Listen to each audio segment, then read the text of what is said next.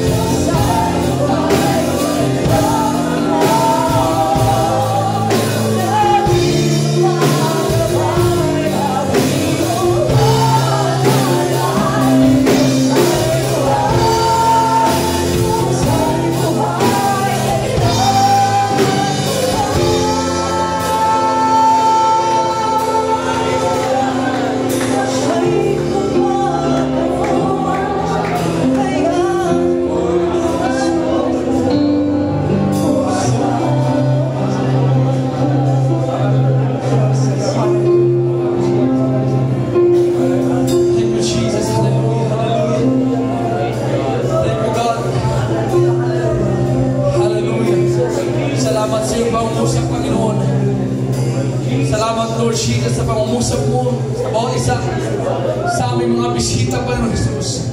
We claim, Jesus, hallelujah, na lahat namin bisita ngayon, Panginoon, tatanggap sa kaligtasan mo, Panginoon Jesus. We claim, Lord God, na hindi sayang ang kanilang pagpunta dito, Panginoon Jesus. Lahat sila tatanggap, lalapit sa iyo, Panginoon Jesus. Hallelujah.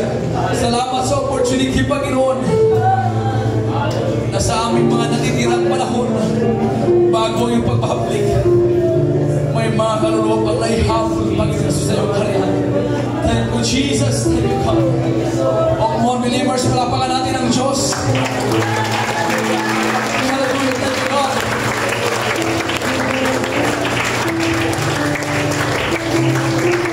Hallelujah. Thank you, Jesus.